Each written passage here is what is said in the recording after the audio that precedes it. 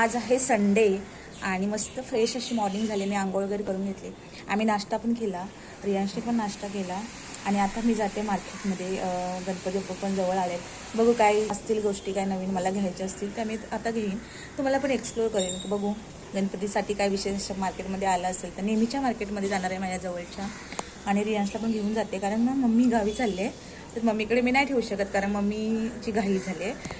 दरवर्षी आम्ही जातो गावी, पण यावर्षी आम्हाला पण जाता येत नाही आहे कारण काय रियांच्या बाबांना सुट्टी नाही आहे. तर म्हटलं यावर्षी गणपती मुंबईतलेच बघू. आता रियांशला ना एवढी घाई झाली ना, बघा रियांशला ना एवढी घाई झाली ना, तू चलच बोलतो. एकदा बोललो ना की मार्केटमध्ये चल किंवा बाहेर चल तर त्याचं रेडी असतं सगळं. चला जाऊया जाऊया जाऊया आपण जाऊया. दरवाजा ओपन करा, दरवाजा ओपन करा. बघा तो निघाला सुद्धा. पिशवी नको तुला, पिशवी नको. ठीक आहे पिशवी धर. मार्केटमध्ये जायची, पिशवी घेऊन चला. चला व्हेरी गुड. काय काय घेऊन येणार? मग पिशवी घेऊन रेडी झाले माझा. चला तर मंडळी, मी रियांश आणि रियांचे पप्पा आम्ही तिघंजण गेलो होतो मार्केटमध्ये. इथे बघा ऊन खूप पडलंय. आज आहे ना पाऊस अजिबात नव्हता, म्हणून म्हटलं बरं झालं मार्केटला जाऊन येऊया पटकन. कारण ना आठवड्याभराचा जो भाजीपाला असतो ना तो आम्ही संडेच्या दिवशी भरतो आणि आम्ही दोघं जातो. रियांशला आज घेऊन गेली होती कारण काय ना आईची पण खूप घाई आहे कारण ती आहे ना गावी जाते, तर त्याची पॅकिंग वगैरे पण करायची आहे. तर म्हटलं आज त्याला घेऊनच जाऊया. आज मार्केटमध्ये खूप गर्दी होती कारण काय ना गणपती बाप्पांची पण शॉपिंग होती लोकांची, ती करत होती. छोट्या छोट्या ज्या गोष्टी असतात म्हणजे फुलं किंवा अगरबत्ती, हे रांगोळी, या म्हणजे छोट्या छोट्या लागणाऱ्या गोष्टी इकडे भेटतात. जास्त अशा मोठ्या काही वस्तू भेटत नाही आज. तर मला सूप बघायचं होतं. म्हणजे गौरी आव्हानाच्या दिवशी आमच्याकडे सूपामध्ये हौसा भरतात. तुमच्याकडे कसं असतं ते मला कमेंट करून नक्की सांगा आणि काय बोलतात. आमच्याकडे हौसा बोलतात.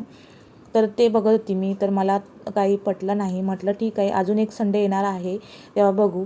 तर हे लोक खूप कॉस्ट सांगत होते आज, तर म्हटलं संडेलाच पुढच्या बघू. तसं बाकीची सगळी शॉपिंग मी करून घेतली होती, भाजी वगैरे काही छोट्या मोठ्या अशा गोष्टी.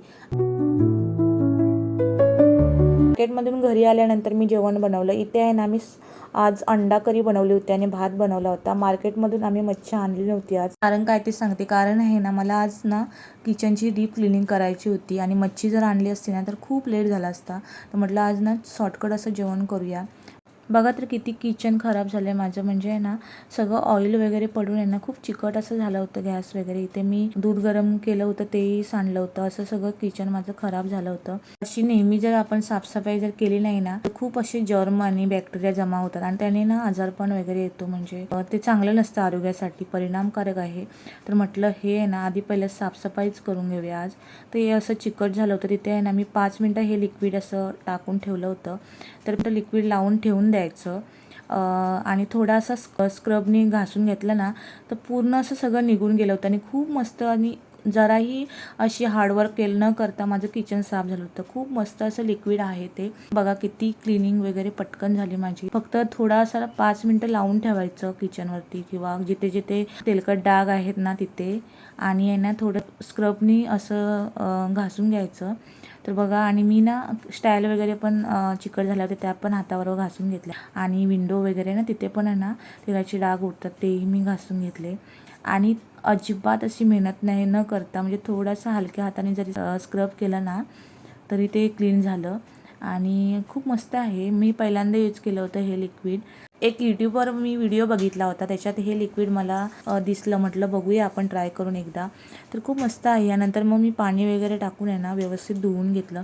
कुठलंही लिक्विड वगैरे आपण यूज करतो ना पूर्ण क्लीन झालं पाहिजे, कारण काय आहे ना आपण इथे जेवण वगैरे बनवत असतो आणि लिक्विड म्हटल्यावर केमिकल हे आलंच, थोडंफार तरी केमिकल ॲड असतं. मला असं म्हणजे थोडंसं क्लिनिंग वगैरे करताना ना पूर्ण क्लीन मी करून घेते. इथे ना किचनच्या पाटी पण आहे ना थोडासा असा डाग वगैरे झाले होते तेलकट, ते पण मी घासून घेतले.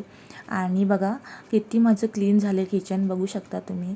आणि मी पाणी वगैरे टाकून बघितलं ना एकदम मस्त आणि नवीनसारखं झालं होतं. खूप मस्त वाटत होतं. कारण काय ना आपण जेव्हा एखाद्यामध्ये इन्व्हेस्टमेंट करतो, जरी काही का असे ना हे लिक्विड का असे ना ते आपल्याला फायद्याचं असेल किंवा त्याचा चांगला यूज होत असेल तरच ते आपलं पैसे वसूल झाले असे समजायचे. यांच्या बाबांनाही मी सांगितलं बघा किती क्लीन झालं किचन. इथे मी सगळं वरपासून विंडो आहे ना कपड्याने पण पुसून घेतली आणि किती क्लीन वाटते बघा विंडो. मगाशी बघितलं असेल तुम्ही जेव्हा मी स्प्रे केला तेव्हा किती असे डाग वगैरे होते.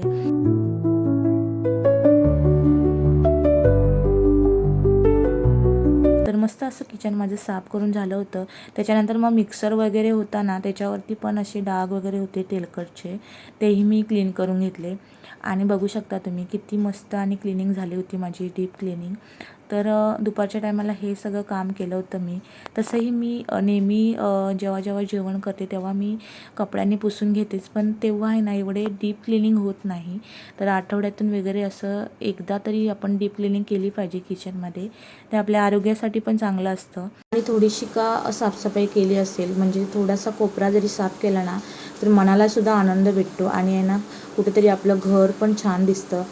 तर इव्हनिंगला आहे ना, आज आहे ना आई आणि बाबा वगैरे आहेत ना, सगळे गावी जाणार होते गणपतीसाठी. तर आम्हाला त्यांनी बोलवून घेतलं की आम्ही जातो आहे वगैरे, रियांशला घेऊन ये. त्यासाठी मी गेली होती. तर रियांशची खूप लाड करत होते सगळे, कारण काय आहे ना रियांची आहे ना सवय झाली आहे त्यांना, आणि रियांशलाही त्यांची सवय झाली आहे. तर मला हे 8 दिवस खूप कठीण असणार आहेत, कारण आई आहे ना गावी गेली आहे माझी. तर बघू कसं होतं व्हिडिओ वगैरे बनवताना वगैरे, कसं रियांश मला सपोर्ट करतो आहे तो.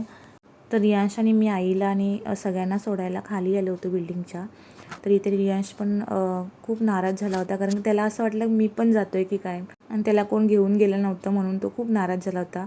रडायलाही आला होता, पण त्याची मी समजूत काढली की बाबा आपण उद्या जाऊया. चला तर मंडळी, इथेच व्हिडिओचा एंड करूया. भेटूया पुढच्या ब्लॉगमध्ये. तोपर्यंत बाय.